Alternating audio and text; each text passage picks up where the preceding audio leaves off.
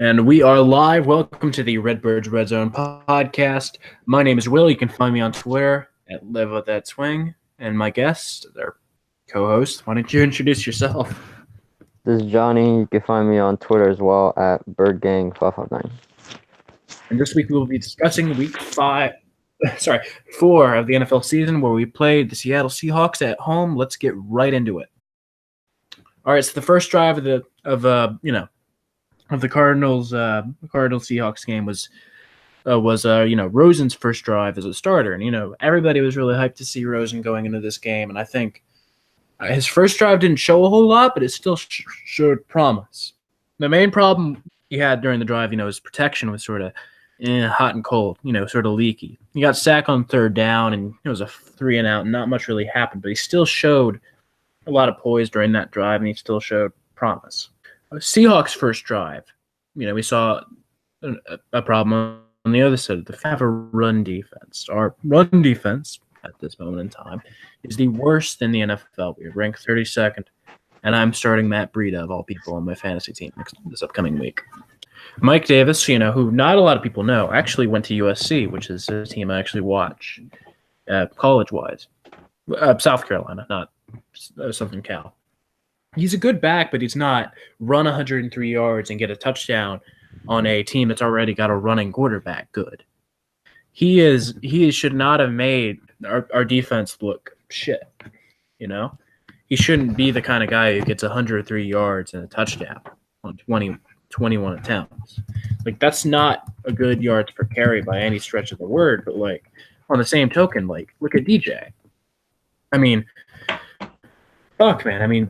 Fucking David Johnson. He's only he had 71 yards all game on 22 attempts, which is about as many attempts as Mike Davis had.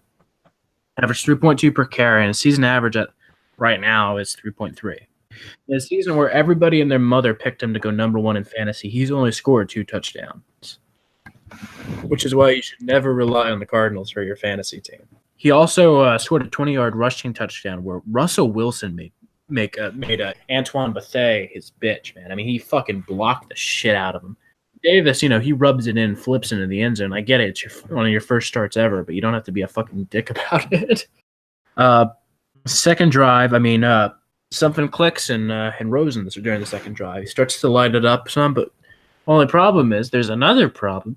Our wide receivers now have butterfingers. Larry Fitzgerald and Christian Kirk make some strange-ass drops. No, Yeah. Larry, of course, made up for it with a 16-yard catch for a first, but on the same token, Chad Williams had – this is one of the few times you're ever going to see me praise Chad Williams on this podcast, probably.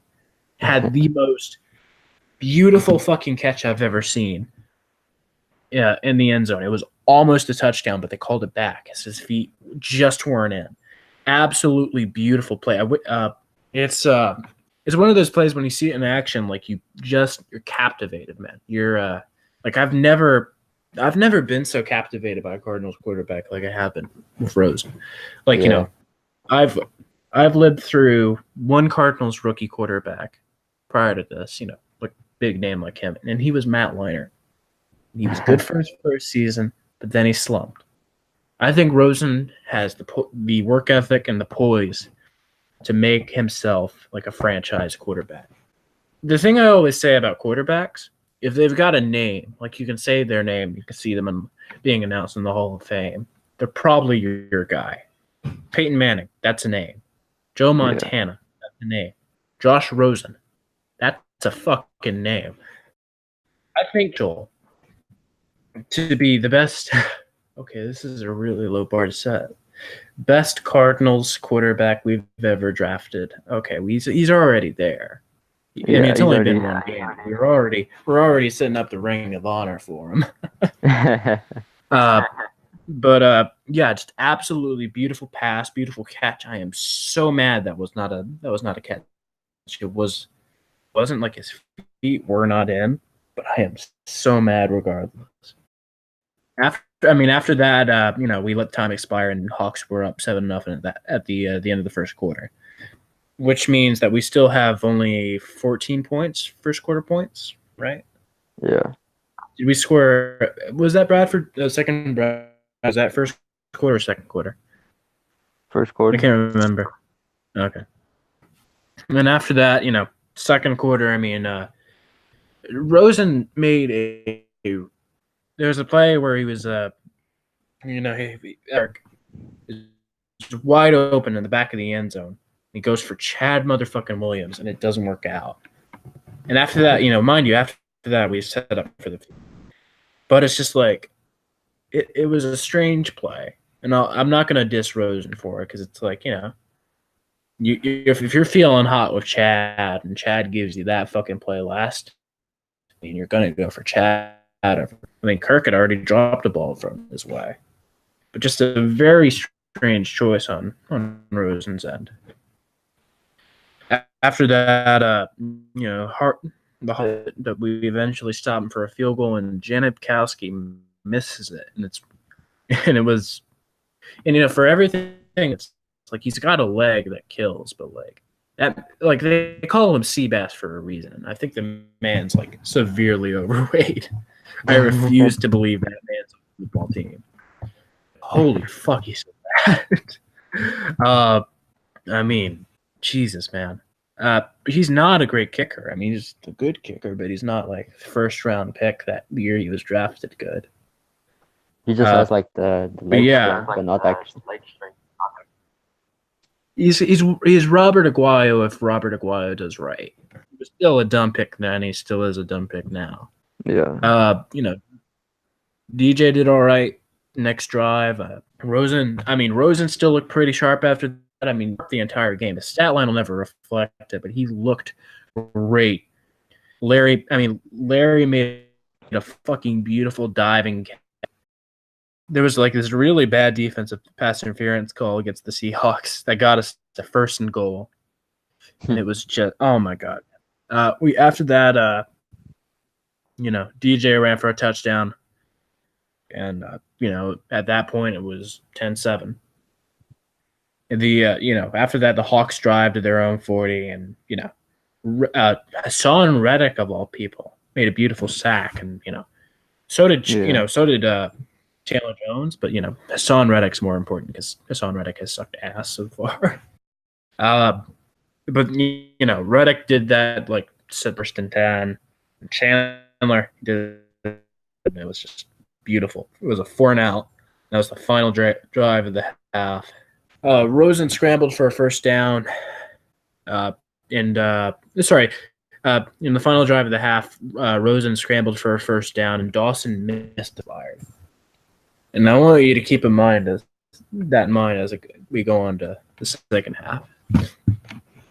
Second half, the first 10 minutes happened, but at minutes left, they hit a field goal. I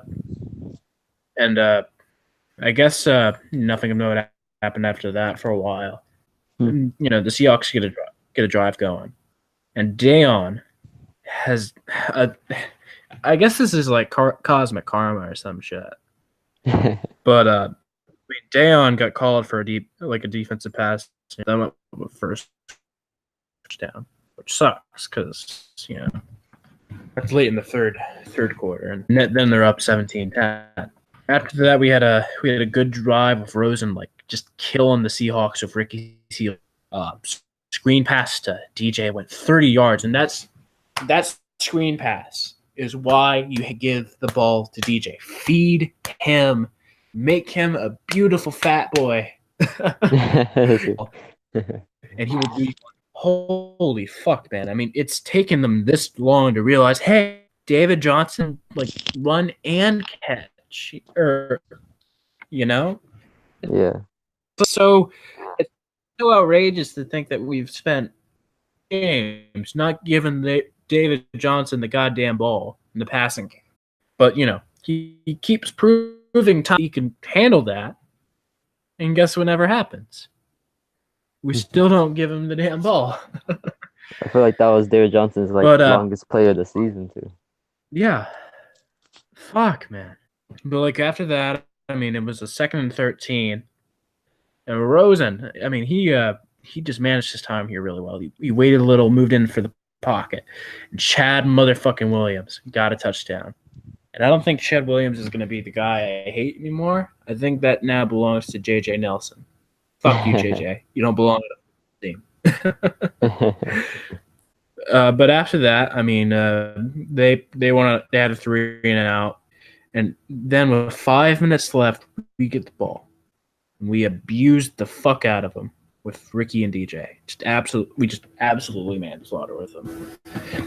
Kirk gets another good catch. Then we try to chew the clock. We try to play conservative. We run on a 3rd and 6 of DJ. And DJ's excuse for that, and I don't really believe this because I think is that he ran backwards. David Johnson, one of the best backs in the league, known for making plays, runs it backwards. I call bullshit. I don't think that's what happened. I think it was just a bad play call. Yeah, I mean, to run on 3rd and 6, especially in that situation, is horrible. And guess what? Who trots out on the field next play? 4th and 6. Our 50-yarder. Phil motherfucking Dawson costs us another fucking game. He was 0 for 2. Or sorry, he was 1 for 3 yesterday. You want to know who made a field goal 50 yards out on the Cardinals in the preseason? No problem. Who? Matt McCrane. Matt McCrane. Guess who had a game just the other day? Matt motherfucking McCrane. I hate this team so much. We let a promising young rookie go. A rookie that kicked well, and he just showed more competence than Phil Dawson has in years. We let him go for a man who's 40 and who misses 2 field goals in a game. 2 vital field goals in a game where we lost by 3. Yeah, I agree. Either one of those field goals could have won us the game. Yeah. Holy fuck, man. Oh, god damn it. Like, say what you will about, like, I want me like a fucking Zane Gonzalez guy. Because it's like, I mean, he was a good kicker prior to this year. I mean, the reason he gave for like him kicking so bad is he was dealing with like a groin injury, and that's understandable. But Phil Dawson's been acting like he's kicking with a groin injury for the past 2 years, and it's just absolutely like nerve-wracking to see the same misses every single time. Like Catman was all right, but he wasn't quite as clutch as we needed him to be. Dawson, I mean, he's been garbage. It's been a while, you know? Yeah, it has been. Fuck, man. Trash ass kicker. And of course, you know, Seahawks, they just drive down the field and they get the fucking field goal because, you know, same fucking distance, and of course we don't use any of our timeouts to ice them. No, that'd make too much sense. So we just let it happen. For all. And we lost 20-17 and another grueling loss that was easily preventable. And we are now the only team in the NFL without a win. Raiders got one, Texans got one. The fucking Houston Texans have more wins than we do. The fucking Cleveland Browns have more wins and ties than we do. Even the Bills. Even the Bills. Against the Vikings, no less. Which is crazy to me. But this coming week, we're playing the Niners, right? And the Niners, like, they are coming into this with, you know, this is basically just a handicap. Like, this is like, imagine Usain Bolt's, like, racing a guy in a wheelchair. You're going to tell Usain Bolt just walk that shit. Niners are coming in. Their starting quarterback is CJ Beathard, which is like, he's 24 years old. He kept the name Beathard. What the fuck? What is wrong with you guys? I don't think it's pronounced Beathard, though. I think it's better. It's like, I get it. You're from Iowa. Iowan people don't exist and don't care. But, like, Fuck, man. Why would you keep that last name? But anyway, I mean, he's a garbage ass quarterback who spent like last year being trash. Like he had a 6.8 ratio.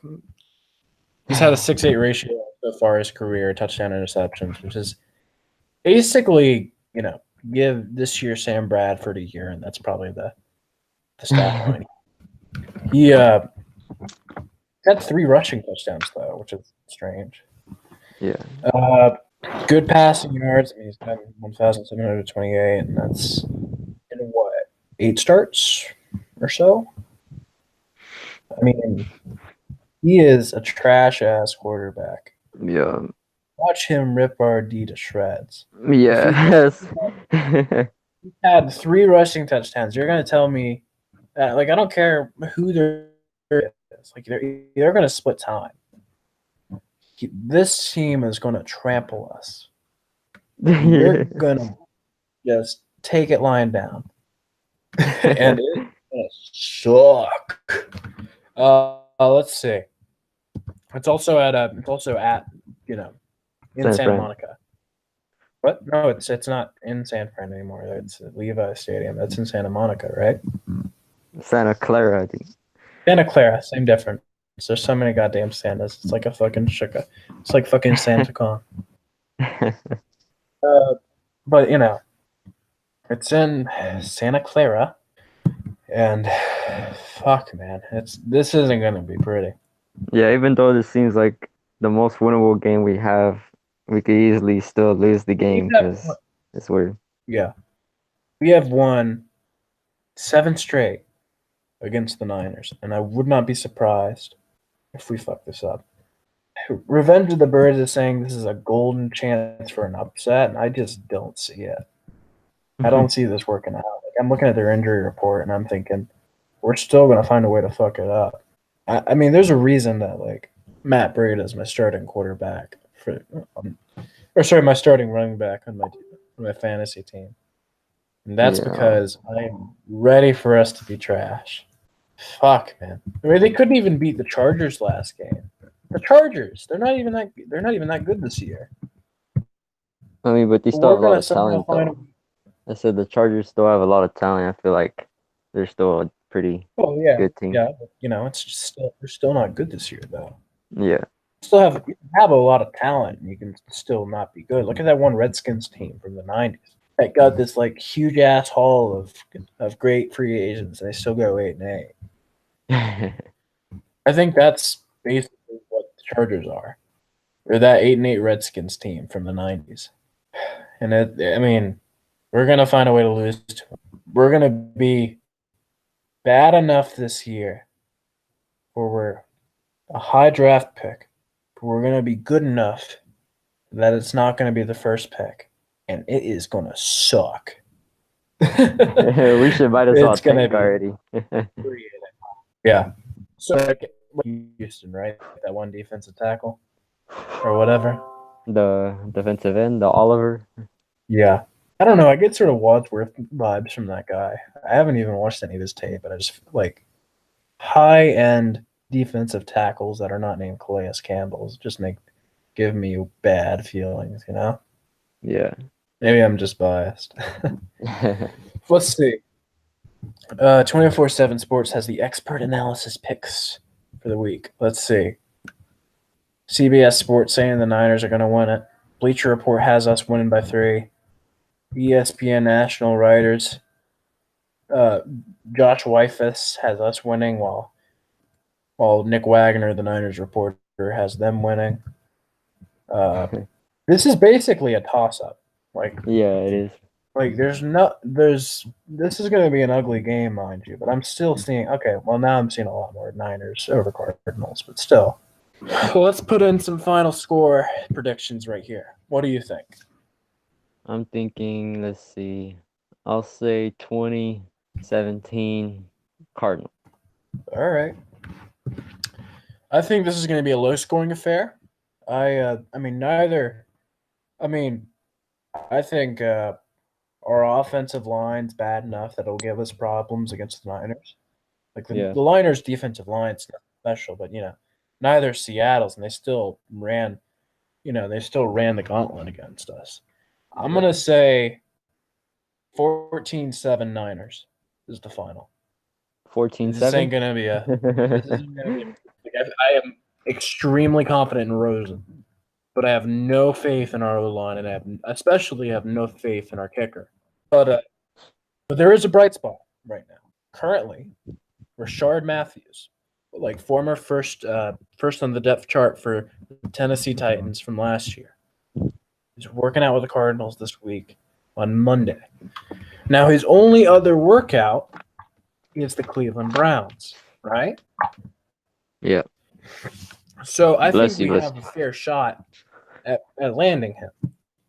Yeah. Now, mind you, everything I've said about the Cardinals this season every prediction I made has eventually turned out wrong, other than my score predictions, which are always right. And we did lose to the Rams 69-3. We just didn't see it.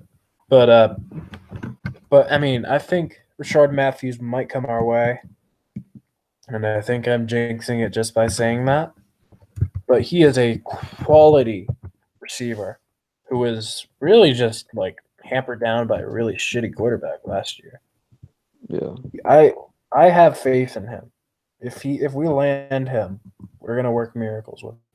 I hope to God he shows up, because I do not want. I mean, Christian Kirk, I love him, but I don't want him being our second string receiver. He should not be our Michael Floyd. He should be our Andre Roberts. Yeah. At least for the moment, because I don't think he's ready for the role yet. You have anything to add on, or should we just end the show? Not really. I think we've covered everything. I guess I'll do a little, postlude, or whatever the word is. Whatever the opposite of a prelude is. I am bittersweet on this coming week. Part of me says that we do really well against the Niners, but the nihilistic glass half empty kind of guy in me, which is usually right about the Cardinals, says we lose, and it's not going to be pretty. I think it's a toss-up. I think we're this all depends on how good the O-line is and how good our kicker is. Andre Smith, I'm not just making that up, right? No. Or Andre Smith, I think it is. Right tackle? Yeah. He backed for this game. At least that's what I've heard. He had a full practice, and he's ready to return again. But I mean, he might do something. I'm just not sure. Yeah, I don't know if that's going to really help us, but we'll see. I mean, he might help us. I mean, he's a good tackle. It's just he hasn't really done much this season. I think that's partially injuries, but also because he hasn't had a chance to protect Bradford or Rosen yet. I don't think. And kicker, I think if our kicker doesn't do well this week, I think we should drop him. I think this should be on the line. I don't think we should keep giving up excuses for shitty play by our special teams. We did that 2 years ago, and that cost us a season. When we didn't cut Drew Butler and Cameron Canaday like ASAP, we cost ourselves the season. Drew Butler being on that team for so damn long is just infuriating to me, because there were so many better kickers on the market, or punters on the market. And there was definitely like that guy after Canaday, like he was a like gave Cameron Canaday $1,000 contract to suck ass. But this random ass kid comes in that's not named Cameron Canaday, and he did good. And I'm proud of him. Good on you, person not named Cameron Canaday. But also, I think Cameron Canaday is on he's on the Steelers now. But yeah, I mean, fuck, man. But yeah, that's all I really got to say. I'll just end the show here. Yeah. I guess we should. I don't know. Editor, you can take this out if this is irrelevant. But to all the listeners of this show, I can count on one hand. We are debating putting this show on Spotify. Just comment in the comments below if you'd listen to that. You know, we're mulling the idea. SoundCloud's an option too. But other than that, this has been the Redbird Redzone. I'm Will, and This that's is Johnny. And peace out. Let's go.